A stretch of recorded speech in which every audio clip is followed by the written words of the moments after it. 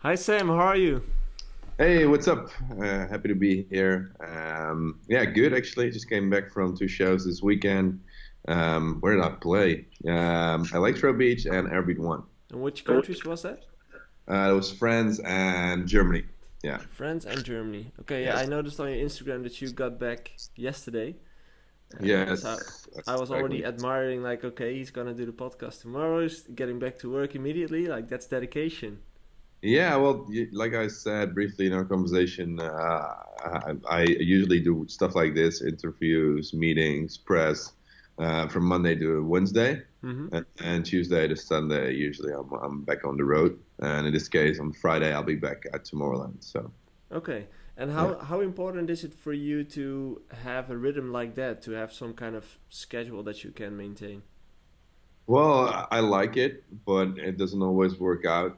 For the past pretty much 4 weeks, I've not been home. So I went back home last weekend to play two festivals here in the Netherlands, but that was maybe 20 hours that I was back in the Netherlands. So I don't really call that coming back home. And then before that, I was in the US. I've been to Africa last week. Mm-hmm. I've been pretty much away for 3, 4 weeks. So then it's really hard to maintain a schedule from Monday to Yeah. Wednesday and Thursday to Sunday. But yeah, when I'm back home, usually that's what my week looks like. Yeah. And how is it for you to travel and still do like the other part of the job, like obviously you make music and you play, but what about all the other things that you do? Like, how is it for you to maintain doing those things during the traveling? It can be pretty hard also when it comes to time zones. Mm. Sometimes you have to do calls, you have to speak with people, and you're at the other side of the world. So when you wake up, you have a mailbox with, 100 emails. Then when you reply, nobody replies back because they're all sleeping. So it can be quite frustrating. But yeah, you kind of have to make it work. I think it's very important while you're touring that you still maintain, you know, your business. You respond to emails. You still do the calls. You still work on music as well. So yeah, I think that's very important because otherwise, when you get back home, you're gonna have an enormous workload with a backlog of maybe 1,000 emails that you're never gonna be able to survive. So I think it's just yeah, it's important to stay on track on tour as well. Yeah. Yeah. And if you say like keep doing your business on tour, like what would you describe that is your business as an artist right now? Because everyone knows you make music and you DJ, but what's else going on the background? Well, there's quite a lot actually. Like I just finished my label contract, my initial contract. So we're talking to new labels now. Mm-hmm. Part of that is me setting up my own label, which is a big task. Finding out the right distributor, the right people, building the right team. Also, I just launched my publishing company. Okay. Boring stuff like financials. And also, I'm the founder of two other businesses called Fangage and a anti-hangover drink that I launched in October called Always Bright. Plus, I'm also the founder of the Heartfelt Foundation, which is a sustainability platform, nonprofit. So I went to Uganda last week for that. So it's a very diverse life with a lot of different aspects, Mm-hmm. and I think that matches me really well because I can do my creative stuff in the studio, and when I'm on stage, I can have my entrepreneurial thing with the two startups, and also a sense of purpose by making sure that what I do also gives back to the planet in through the Heartfelt Foundation. So it's good. It's like this Yeah. this triangle. And have you always been that this entrepreneurial, or is it something you found out once you were at a certain level in your career? No, I've actually been an entrepreneur before I was a DJ. So I started my first company when I was 13 years old. I literally had to drag my dad to the Chamber of Commerce because I couldn't start the company yet because I was a minor. I sold that company when I was 15, which was a e-commerce store where I imported products from China and resold them here in Europe. So I think that's always been kind of in my system. Say goodbye to my girlfriend. So yeah, well, it's not true actually. I was a DJ DJ when I was 11, something like that. So I was a DJ before I was an entrepreneur, but it has always been in my blood. Yeah. Yeah. Yeah, because we were talking right before we started the podcast. Um, we actually met, like, I think it's 7 years ago. I don't know, a long time ago. Yeah. And you told me, like, I was using a different artist name at that time. Well, do other people know that? Have you ever communicated that, or?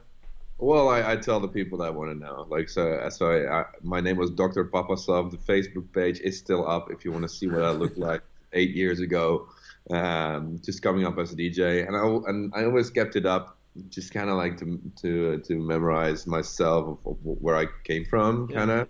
And just look back sometimes at the posts that I was doing back then. I was like, wow, we come a long way. Yeah. And like, how did it all started? Like, was that the thing? You started at 11 years old, right? Yeah, but it was just like playing birthday parties with my friends and stuff. So every year when it was my birthday, I asked for money, and from that money, I ended up buying a smoke machine, a stroboscope, a drive-in show, basically. So that's how I started. Expanded that for a couple of years. My dad used to drive me to all these parties where I would literally play the whole night for 50 euros. But as an 11-year-old kid, that was pretty cool because 50 euros was a lot of money. I could buy a video game for it, and I was having fun doing it. Then I stopped for a while, and when I was 17, I went into the club for the very first time. It was in Portugal, in Albufeira, and I saw Billy the Clit DJ there. Oh, yeah. He also changed his name, right?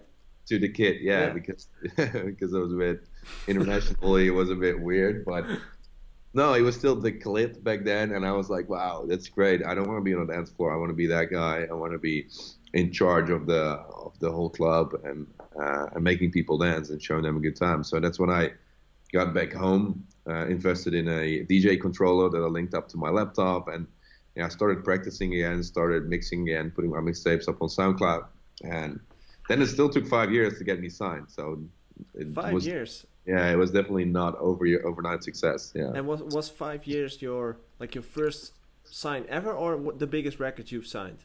Well, that was my spinning record signing. So I did have some smaller records before that under the Dr. Papasov name. Mm-hmm. But then when I changed my name to Sam Feldt and also changed my style, that's actually the first record I made under that name got me signed to Spinnin'. Mm-hmm. Which one was that?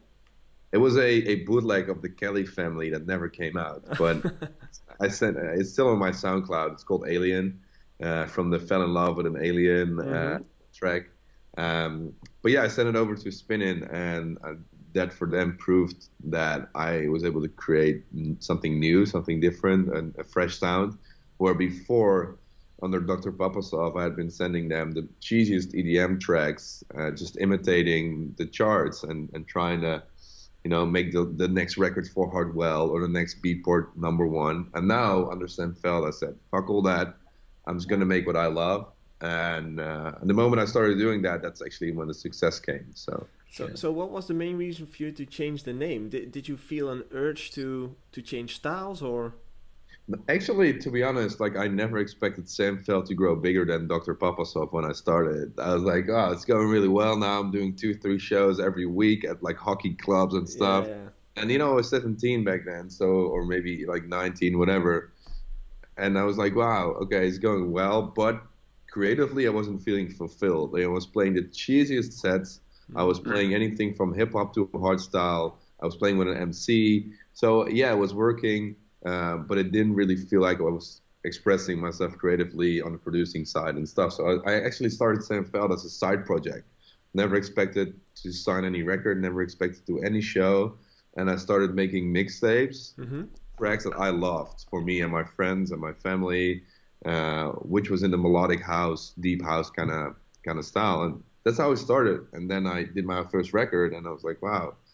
And when Spinnin' replied, I was completely confused because they weren't releasing records like that. They were releasing Animals by Martin Garrix. So I was like, okay, they really see something in this, and they made the right bet, I guess. Okay, and what was now looking back in hindsight, because at that moment you didn't expect Sam Feldt to become bigger than Dr. Papasov. Yeah. But now looking back in hindsight, what do you think the reason was that that brand became bigger than the Papasoft brand? I think the reason for it is that people see right through if you're imitating, you're not following your heart, you're releasing or playing stuff that is not completely you. Mm-hmm. And with Sam Feldt, what I did is I didn't care about what anybody else thought. I just made what I loved and I played what I loved. And I think that's something that people see. Mm-hmm. If you try to mask it, people will always something's coming from the heart. And that's also why my whole umbrella brand is called Heartfelt, because Sam Feldt is a project that I started from the heart. I was already DJing, but that didn't really resonate with me, that alias, and this one did. Yeah. Yeah, I think that's really a really important piece that a lot of artists don't really... I think they really underestimate it, Like everyone says that it's like that, like you have to do something that you like to do yourself. But still somehow 95% out of the artists are copying other sounds.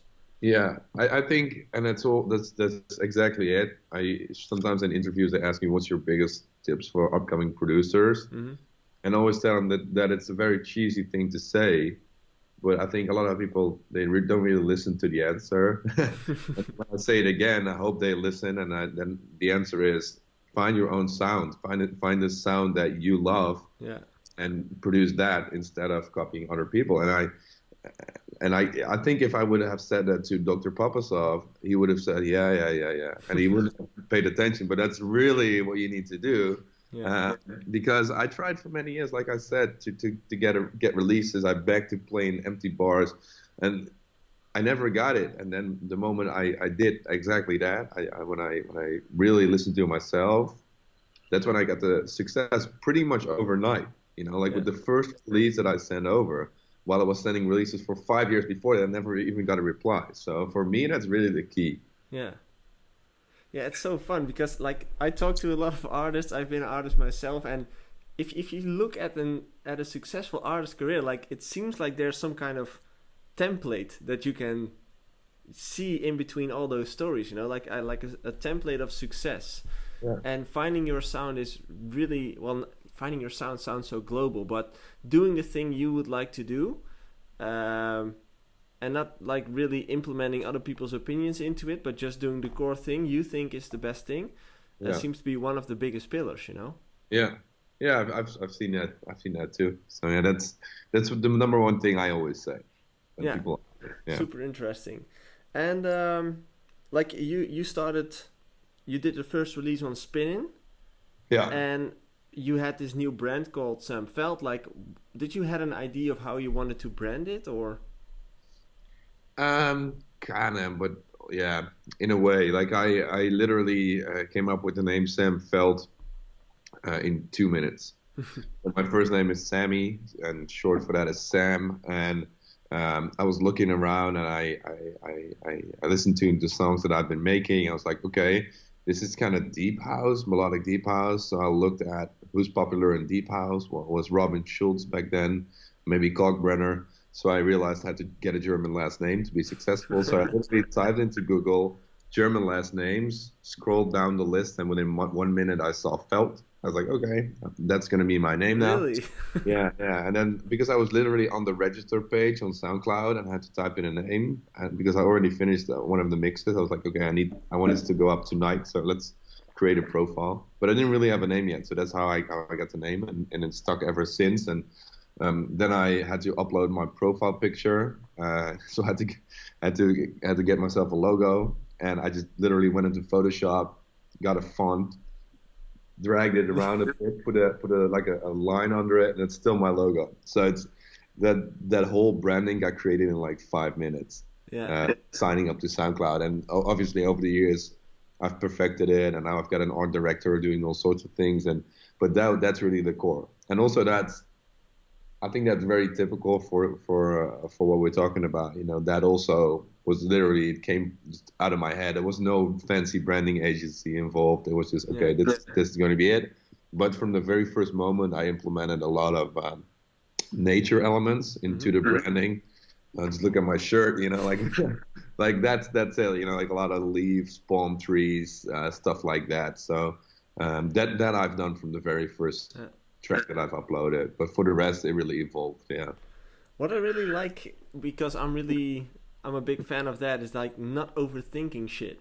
And Yeah. that's when I listen to your story, all the decisions that you've made, like which seems to be pretty big decisions right now, you Yeah. didn't even really thought things through. It's just like, yeah, this feels great, just go with that, we'll see. Yeah. And Yeah. Yeah. yeah, Because, but then it's also easier when you don't have anything yet. You know, when you're starting with 0 followers, it's a lot easier to choose your name than when you have, you know, 1 million followers. yeah, Or so that's also it. You know, I started from nothing, um, and I didn't expect anything from the project. So that's why these decisions were taken so lightly. Yeah. yeah. I think that's something a lot of artists can learn something from. Yeah. Well, and also like when it comes to music, you know, and on the musical side, a lot of my DJ and producer friends around me, they have the problem of perfectionism, you Hmm. know, and they never release anything because they think it has to be perfect. And coming from a different background where, you know, I've had, you know, businesses since I was 13, I know it's never going to be perfect. Mm-hmm. And I can work on a record for 10 years. And then I'm So thinking, what would be the difference between you and those friends? You know, like, is there like a different mindset? Is there like a different thinking process? I think you just have to learn to be able to say to yourself at a specific point, this is good enough.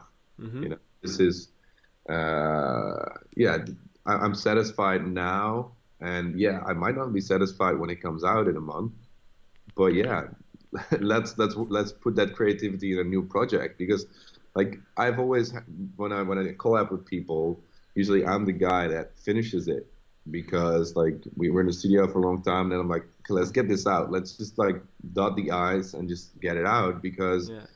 just stay in this process for for months and months and months, perfecting, you know, the sub bass and you know the EQ and like really go into detail. But I don't know. I think the best thing you can do is then just release it and just go on to the next project because it's gonna be a very frustrating process. I'm Because so happy that you say this. I'm so happy because this is the thing I would like to point out to anyone. You know, like yeah, it is. well, that's it. I think you know, and the problem is, you know, you finish a project and then you listen back to it 2 days later, and you hear stuff, and then you change stuff again, and then 2 years, 2 days later, you go back to it, and you're like, oh, wow, I like the first one better. So the mind is very subjective. It also has a lot to do with how much you slept, other music that you might have listened to in the clubs, you know. Yeah. So you're like, if you listen to the same track week after week, you're gonna hear stuff that you want to change, and Yeah. you know that's gonna be very helpful for your productivity. So that's It's the same as looking at a piece of art. You know, like the longer you look at it, the more kind of details you see. and, yeah. and and you keep watching to it because you keep discovering new things in the same piece of art. Yeah, yeah, exactly. And well, and it might not be more beautiful the third time. It might just be different. Yeah. Exactly. I think, and that's I think, yeah, I think that's I think also that's another tip to young producers. You know, I think you learn a lot more from starting a brand new project and putting all your creativity in that Hmm. than working for months and months to perfect a specific kick drum or whatever. Yeah. Yeah. And with the releases, like, how many releases do you want to put out every, let's say, year? Is that like a goal, or does it come organically to you? It's quite organically. Usually, like I work a lot with vocals and vocalists, so I'm not Mm. a traditional dance music producer. I don't produce a lot of club records. I rarely start in front of a blank screen, so that for me helps to, yeah, pretty much produce a lot of songs, and you know always have a selection to choose from. That's also why I did an album with 24 tracks 2 years ago, Hmm. because there was so much music on the shelf. So no, I don't have a goal. Not really. And also when a track goes well, for example, my latest single is going really well now on Spotify. We kind of postpone the rest. So a new release was planned beginning of August, but we're gonna postpone that to September. Mm-hmm. Give the initial track that I just released some more space. So you keep track on the statistics and see like, okay, how well is it performing? And as soon as you see the statistics going down, you start planning in the other one. Yeah, pretty much. Like, and also we work with the label. So for this track, Warner Music is working on it. So they have a whole radio plan. It's going to be pushed worldwide, and they are expecting a peak around September for the track. So if they're expecting that, I kind of follow that. As long as I see that they're putting in a lot of effort, they're still actively working the track. I think it's always best to have one track as a priority, also for radio and stuff, to not confuse them. Yeah. But I think that's different, because right now you're at a higher level where you are working with partners and have to deal with radio stations and long-term plannings. Where at the beginning it was different for you as an artist, I can imagine. Yeah, and I think that's also a different strategy. When you're coming up, you don't have to pay attention to radio yet. I think you can pretty much release one track every month if that's your creative process, if that's what you can keep up with. I think that's also something that a lot of upcoming acts don't get right, is kind of like making sure that you have a buffer. So when you have a track and you put it out and it takes you 3 months or 4 months to come up with the next one, people are already going to forget about the first one. So I would say finish 6 tracks and make sure that you do a track every month, and then you plan it out, and then a half a year later people know you because you've just put out 6 tracks. I think one guy, I saw it briefly in the podcast overviews, that you had to talk with Steph De Campo as well, and I think he does that really well, and before he had Strategy A, where he would release 1 or 2 tracks every year maybe, and nobody knew about him. And then he found a way to, release a track every month, and now he's starting to get some recognition in the industry. And also with the amount of tracks that are coming out now every week, you really want to, if you don't have the hit, you want to stay relevant by releasing just a lot of music. I think that's the music industry right now. Yeah. And where does your main success come from? Is that like streaming mainly, or? I would say so. Yeah, I'm the 140th most streamed artist on the planet, which also includes the Beatles to 50 Cent. So I think streaming wise, I'm doing relatively well compared to a lot of other DJs. And I think also that's because I make tracks to listen to. I don't make tracks to jump around to or to dance to, which is also difficult because when you play your DJ sets, what are you going to play? Are you going to play Spotify? So that's always been a challenge, finding the right balance between energy and making, people recognize you when you play the DJ sets. So usually I make club mixes for my record. That's how it works. I was listening to, I was watching your Instagram. Great post, by the way. You created like this, like different kinds of videos from you playing your last single. Yeah. For the club mix. Yeah. And Yes.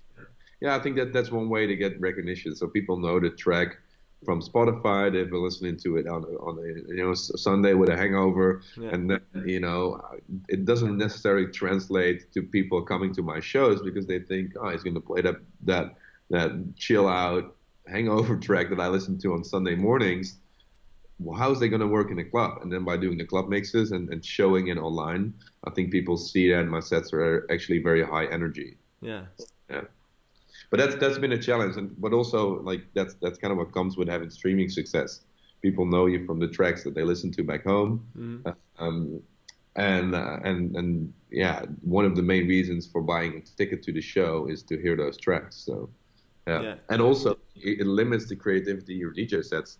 If I don't play "Show Me Love" in my DJ set, people are gonna leave disappointed, even though I played it so many times. Yeah. So you think about it from the audience way, right? You think about the audience when you play it. Like you're not really, waiting to hear it again because you've been listening to it for a couple of years now. But you're thinking about it from the audience's point of view. Well, I think that's what the job of a DJ is all about. People I think a lot of people in the industry take it very seriously, and of course, it's a big industry. But in the end, you're just a guy entertaining people, you know, and people are. I've seen on, especially on Twitter, see so many people taking it so seriously, and as an art form, and hating on other people that play too commercial or whatever. I'm like, come on, guys.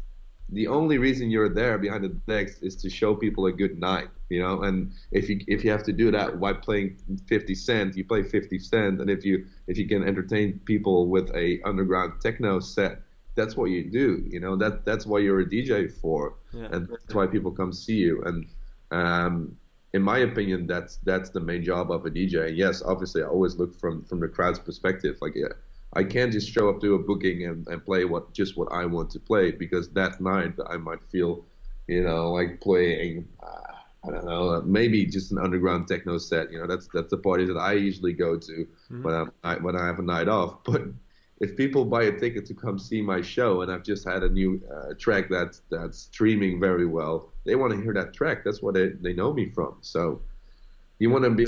I think it's important that people recognize you when they go to the club or the festival, and that they get what they paid for in a way. Yeah, exactly. I totally agree with that. And another thing I wanted to go over with you, because I noticed that you are spending a lot of time on content. And you told me that you always take someone with you when you travel that does the photography, and does he also do video or just photography? Yeah, it's one guy who does photos and videos, yeah. Okay, so how important is content to you right now? Well, the thing is, when you play a show for like 1,000 people, that's your audience that night. But if you put that same show or photos or videos from it online, you got an audience of millions. And I think you're not just playing the show for the people that are there. You're playing the show for your fans, and your fans might not be there because they don't live in the area. They can't buy a ticket, whatever. There's a lot of reasons why people don't see a show, and I think you have to cater to them as well. And yeah, I think in this industry, I think right now, I think content may even be more important than music. And I know a lot of people will hate on that comment, but just look at, like guys like Marshmello, just like blowing up because of content, because of hosting events on a digital game, because of, like making a cooking show, Cooking with Marshmello, that has nothing to do with the music, but separates him from the rest. If you just purely listen to his music, it's not that different from a lot of other acts that are on Monster Cat or whatever. The reason why he's so big is the content. So yeah, objectively looking at it, I think it's a very big part of the industry. Do I like it? Not really. Like, I kind of hate social media in a way. But yeah, it's the game you're playing, and you have to be a part of it. And is it something you outsource? Like, do you schedule those things in, or? No, maybe I should, because it would give me a bit more peace of mind, I think. But I think the thing is, when you don't do yourself, just like with the music, and it's not authentic, people see right through. So that was a big lesson that I got from the Dr. Papasov era, where, it's always in the back of my mind, okay, if you're going to outsource someone to do your post and write your captions and whatever, people are going to see it, and it's not going to go as well. So right now I do everything myself. I have a social media kind of manager, but that's more like operationally, so like uploading a video or setting up advertisements for shows and stuff. But the main content on the feed, that's usually just done by me. Okay, and you can do it obviously more on the go, because your photographer makes the picture and 2 minutes later you can post it. Yeah. And otherwise you have to send it to your manager, and that guy should be asleep and blah blah blah. Yeah. So yeah, 100%. And I have some buffer content that is in a big Dropbox folder when I'm home for like today, tomorrow, day after. I'm going to be home. There's no photographer here, so I use that content. So that's something that we plan, kind of. But yeah, on tour, that's usually how the best way is. Okay, and how does your team look like? How many people consists your like regular team? Well, it really depends on how you count. So I have 0 people that I employ. I work with everybody freelance. or through an agency. So, for example, on my booking team, I'm with Ace. You could say I have one booker. Well, I have two, one for the US and one for Europe. But he's supported by a junior agent, an advancer. The team, it might be 5 people. So do you count the one or the five? If you count the five, it might be 100 people working on Sam Feldt. On the label side, on the press side, on the touring side. It really varies depending on who you include in it. Yeah. Okay. One thing I wanted to touch on was the live part that you sometime implement into your live shows. Yeah. What's the reason for you to take those artists with you on certain shows? Well, like I said, Sam Feldt's music has always been very organic. From the very first track that I released, that Kelly Family bootleg, I've used a lot of live instruments, especially horns, so trumpets, saxophones. They are in maybe 70% of my tracks. Guitars, live pianos, and I also think that sets me apart from a lot of the other dance music and EDM producers who are very synth-based. I'm very live instrument based. So the best experience for my fans when they've listened to the tracks on Spotify or on the radio and coming to a show is to get the live band involved, because they're hearing the saxophone in a track on Spotify, so they're expecting to see the saxophone on stage shows. So that's kind of how I got the idea. A lot of people, they bring an MC or they have a VJ or a lot of SFX. For me, this is my SFX. This is my show. And I think it's more important right now to focus on presenting the tracks in the most natural way, the way they got recorded in the studio, live. I think that's why I do it. And the reason I do it for some shows and not all of the shows is the financial aspect and also the look. You kind of need a big stage. You need a room to around if you're presenting a live show. Yeah, I can imagine. Yeah. Well, great, man. Yeah, again, I really like what you've been saying. Like I'm on the same page with a lot of things that you say. I admire how you've built your career in the last couple of years because it's been going really hard and song after song keeps hitting. And I already noticed like you've been doing something differently than other people. Like I've seen it from the side. Like I've kept an eye on what you've been doing. Yeah. And I'm really curious to see what's going to happen in the upcoming years. Like you've mentioned, starting your own label. Right now, I'm kind of like at a crossroads. I've been with the same label for about 5 years. And now I finally have the freedom to choose what the best setup is for me. And I'm not saying I'm not going to work with spinning anymore. I might, but in a different construction. So it just gives me a lot of opportunities now to really set up this whole thing the way I have it in my mind.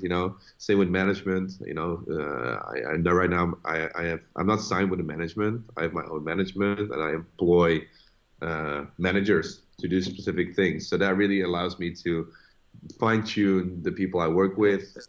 Also, if someone's not performing well, you have the opportunity to do something about it. And if you're signed to a management, you can just complain to the management company, but you can't fire that specific person, or you can't, have a conversation with them. So you're not really their boss. And now, now I have more freedom to really, set it up in a way that I think is good. Yeah. And I think that's going to bring you a lot of good stuff in the future, especially like with your own label. That's going to give you a lot of new opportunities as well. Aside from doing your own music, maybe there's also other people that might drop some music there, I guess. Yeah. So I think that's also, I have my own platform, Heartfelt, which also has a website, heartfelt.me, which also has a demo drop. So a lot of times I get like really good demos and I can put them out, and I think that's the main reason I want to start a label, is to hopefully help that talent get their music heard. Perfect. Well, thanks again for taking the time to do this, man. I think there's a lot of value in what you've been saying, and especially for the starting artists listening right now, lots of stuff they can use. So thanks for taking the time to do this, and have a great summer. Thank you. Cheers. No, bye.